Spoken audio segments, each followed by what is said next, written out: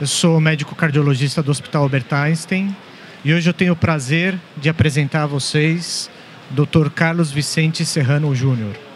Dr. Carlos Vicente é professor livre-docente pela Faculdade de Medicina da USP e é médico assistente da Unidade de Coronariopatias do INCOR, do Hospital das Clínicas da Faculdade de Medicina da USP. É uma pessoa que tem muita experiência em síndrome coronariana aguda.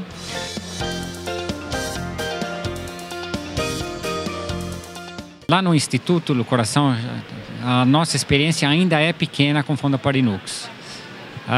Tem várias vantagens, principalmente quanto ao sangramento que a gente tem visto, mas ficou restrita pelos os estudos do OASIS para a síndrome coronária sem elevação do segmento ST.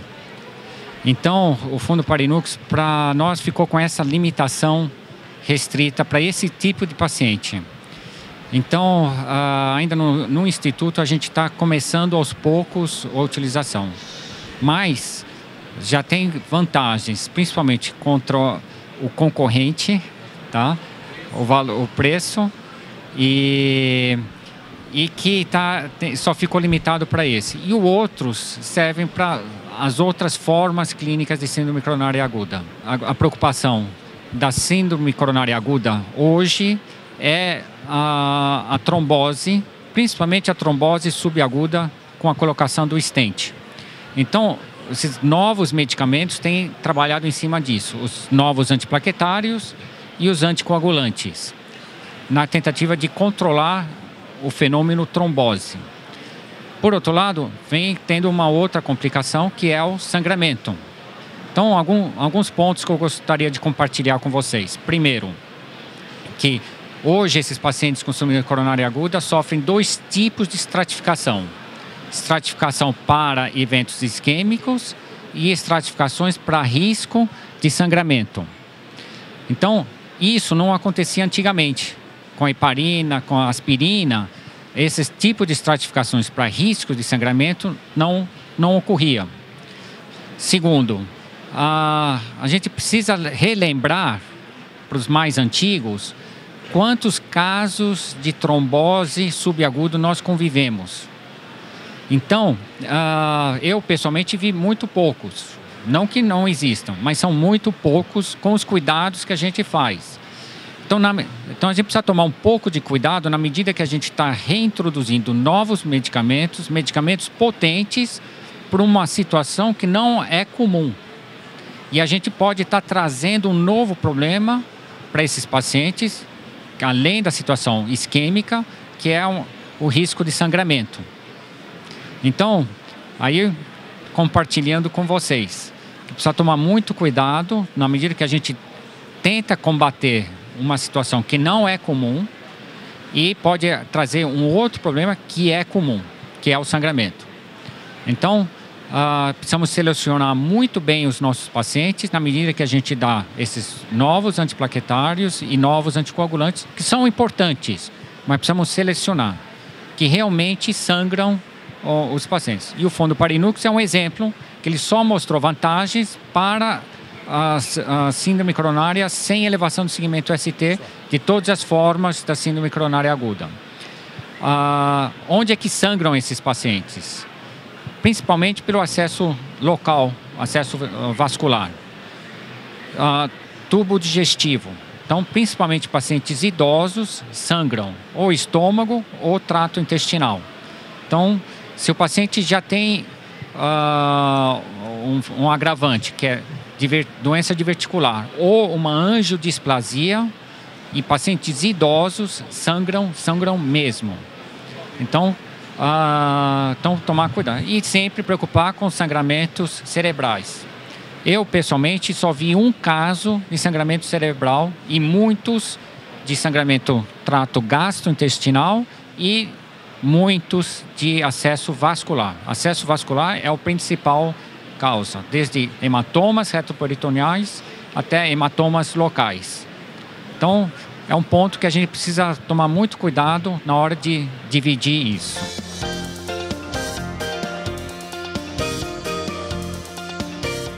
A gente não tem utilizado para isso. Prevenção, não. Para prevenção, para a gente ainda usa a inoxaparina ou as outras heparinas de baixo peso e a heparina não fracionada até subcutânea em doses moderadas.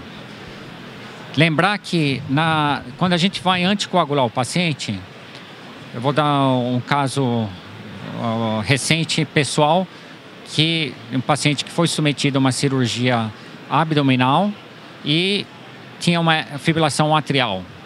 Então, como é que você toma cuidado com esse paciente?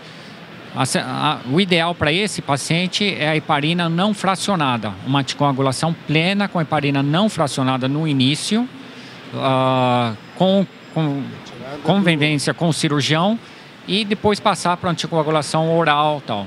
Mas aí, talvez nesse caso especial, a heparina não fracionada seria o ideal pela rapidez da perda do seu efeito e o antídoto que tem, que com a inoxaparina, que nós cardiologistas talvez tenha mais experiência na anticoagulação parenteral do que a heparina não fracionada. Então, lembrar a heparina não fracionada para essa condição.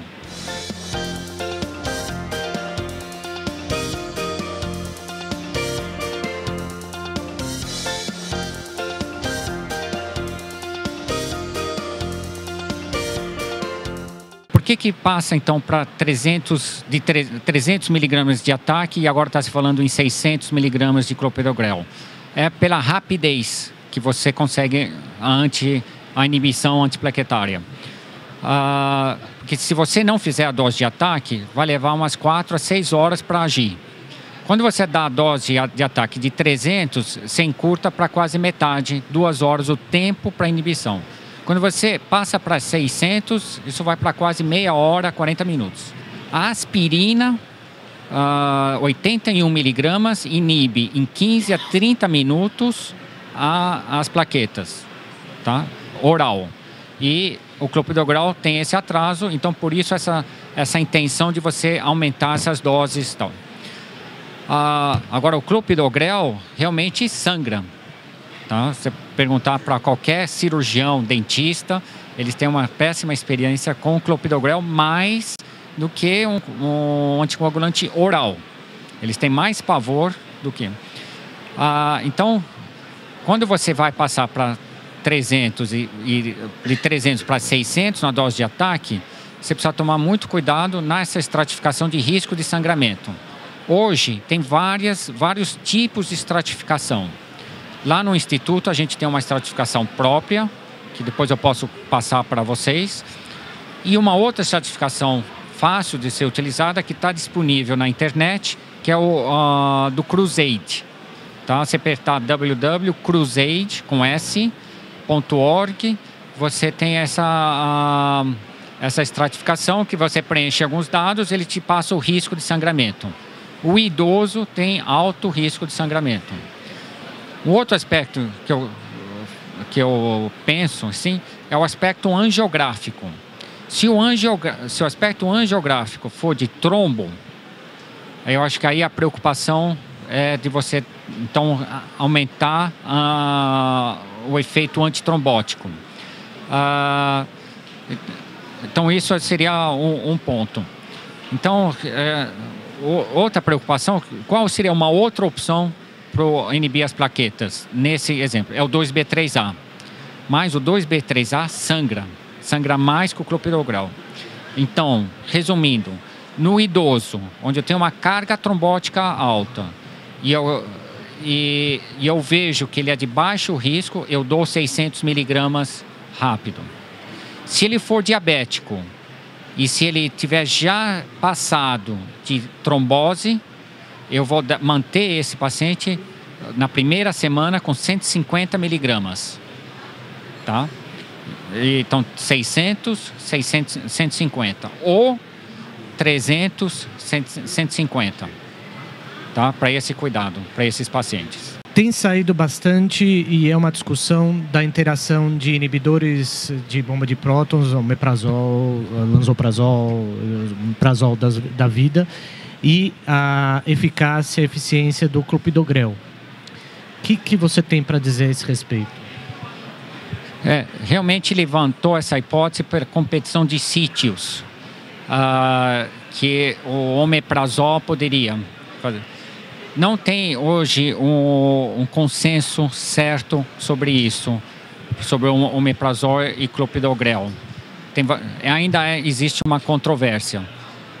O que eu sugiro, o que nós fazemos no nosso instituto, até ter uma definição clara, e o paciente deve usar um protetor gástrico, a gente parte para a ranitidina.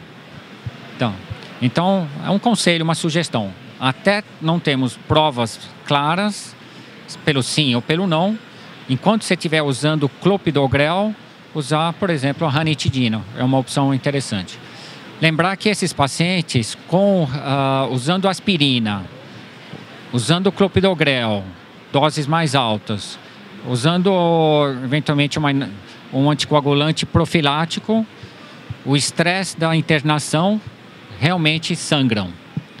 Então, eles merecem um protetor gástrico. Então, uma sugestão que a gente utiliza, enquanto nesses pacientes, usa a ranitidina.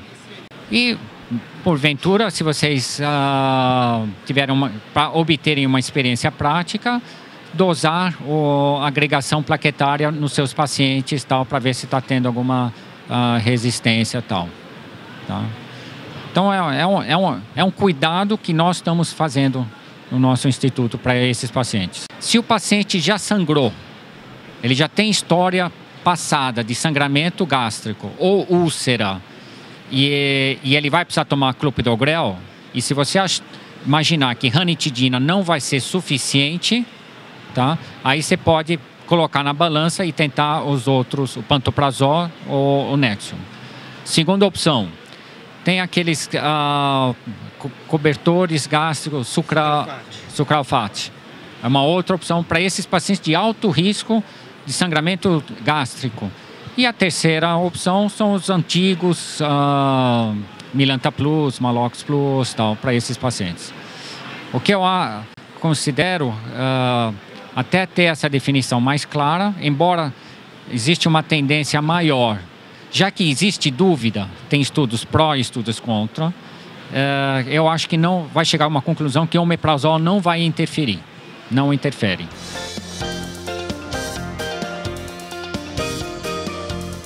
Eu tenho essa perspectiva de realmente vai ter um sucesso. Tudo promissor. Tudo é lento, tá? Uma coisa é ter as fases de estudo e agora entrar na nossa prática. Mas eu acho que em relação ao clopidogrel, talvez vai ter essa... O fator limitante vai ser preço, né? Sempre. Vai ser sempre. Sempre, tá? Mas eu acho que... Mas lembra aquilo que eu falei no começo. Precisamos tomar cuidado o quanto realmente isso é real, tá? Do risco de trombose e tal que a gente está tendo, tá? Realmente, esses estudos, para ter algum resultado, requerem milhares de pacientes para você detectar uma diferença, que às vezes é menos de 1% no total. Então, precisamos tomar muito cuidado, considerar individualmente nossos pacientes. A gente sempre vai ter um contato com os nossos pacientes e a gente vai estar por perto, monitorando. Então, difícil a gente generalizar esses medicamentos com esse risco de sangramento. Naquele paciente com uma síndrome coronariana aguda de alto risco, que chega no pronto-socorro, que não toma o clopidogrel na porta e que vai para hemodinâmica e que eventualmente precisa ser tratado, que faz uma angioplastia. Então, a gente quer a ação do antiplaquetário de uma forma mais rápida, de preferência a mais rápida possível, né? Quer dizer, uma alternativa, você falou, é o clopidogrel 600 miligramas, às custas de um maior sangramento. E o prasugrel, nesse contexto, que tem um início de ação bem mais rápido do que o clopidogrel? O prasugrel é uma outra opção, já está no mercado. E então pode também ser utilizado, né, nessa situação. Então, isso está bem claro para o prasugrel pelo tempo de encurtamento, monitorar sangramento também para esses pacientes, que em alguns pacientes tem esse risco. Aí eu vou uma experiência que a gente tem visto, e vocês com certeza também já presenciaram, que muitos pacientes reclamam de hematomas quando associa aspirina e clopidogrel. E motivo de desistência desses pacientes é isso. Então, dicas. Diminuir a dose da aspirina. Então, clopidogrel 81, tá? Então, 81 é o mínimo. Nos Estados Unidos tem de 75, é o mínimo. Mas no Brasil, 81. Então, é uma dica. Segunda dica, usar o Prasugrel. Tá? Então, tem de 10 miligramas até 5 miligramas para esses pacientes que têm hematomas. Novamente, tem o preço. É quase, eu não sei quanto está 200 por mês o tratamento com o Efient, o Prasugrel. Então, é uma opção. Que isso nós temos observado, que com Prasugrel tem menos hematomas do que com o Clopidogrel. Tá? Eu tenho uma pergunta aqui enviada pelos participantes e que é bem interessante porque faz parte do nosso dia a dia. Então, o paciente que chega com síndrome coronariana aguda, a gente precisa conhecer o perfil lipídico desse paciente, né? A pergunta diz respeito a isso, quer dizer, quando colher esse perfil lipídico, em que momento, a partir da chegada do paciente, precisa de jejum? E quando tratar o colesterol destes pacientes? Quando e como tratar? Qual que é a melhor droga? A estatina tem tido esse papel de cada vez mais precoce nas pacientes com síndrome coronária aguda, que já são pacientes de alto risco. Então, qual a orientação? O perfil lipídico, colesterol, o paciente não precisa estar em jejum. Então, na primeira coleta de sangue desse paciente, para marcadores de necrose, por qualquer, inclui o perfil lipídico, não precisa estar. Então, é muito importante ter na admissão o perfil lipídico. Entre parênteses, a glicemia de admissão também é importante, que é um fator prognóstico se o paciente tiver hiperglicemia não diabético na entrada do paciente. Então, o LDL na entrada vai ser importante e o HDL também, para a gente já detectar a dose ou a entrada da estatina. Então, essa é a primeira. O triglicérides, a glicemia, sim, precisaria estar em jejum para você interpretar melhor. Segundo ponto, quanto mais você atrasa a coleta, a tendência é cair. Lembrar que colesterol é uma fonte de energia.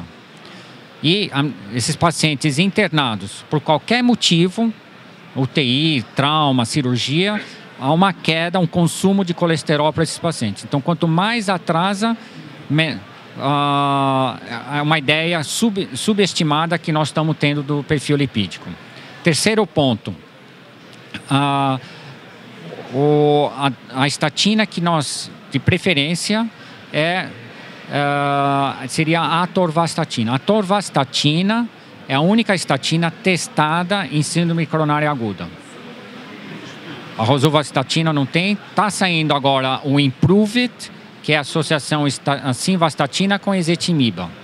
Então, teoricamente, você tem o estudo Prove It e o estudo Miracle testados na síndrome coronária aguda a atorvastatina.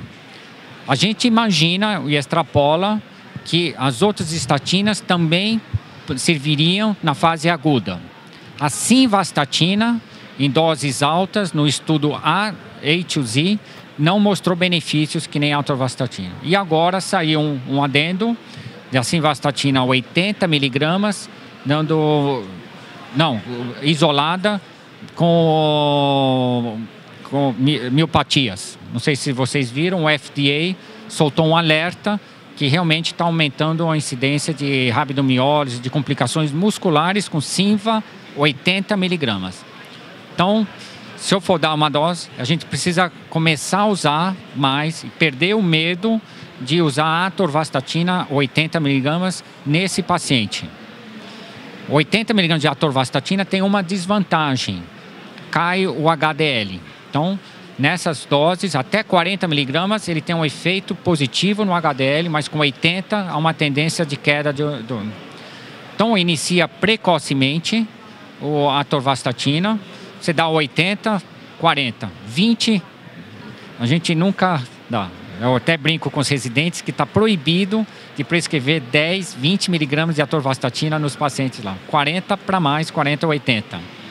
Então, esse é um ponto.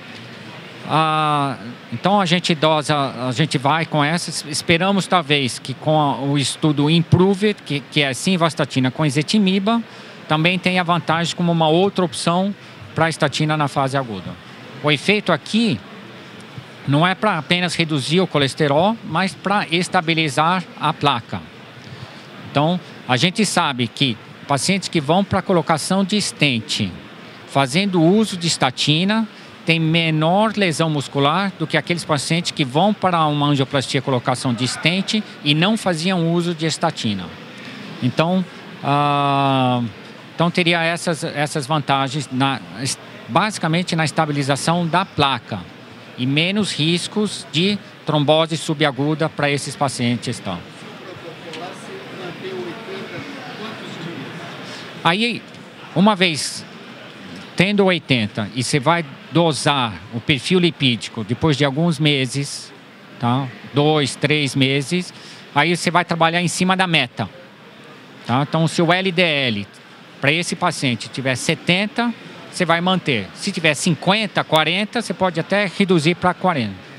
Tá? Se tiver ainda não 70 ou 80, até tolerável, você pode, em cima disso, associar, então, ezetimiba.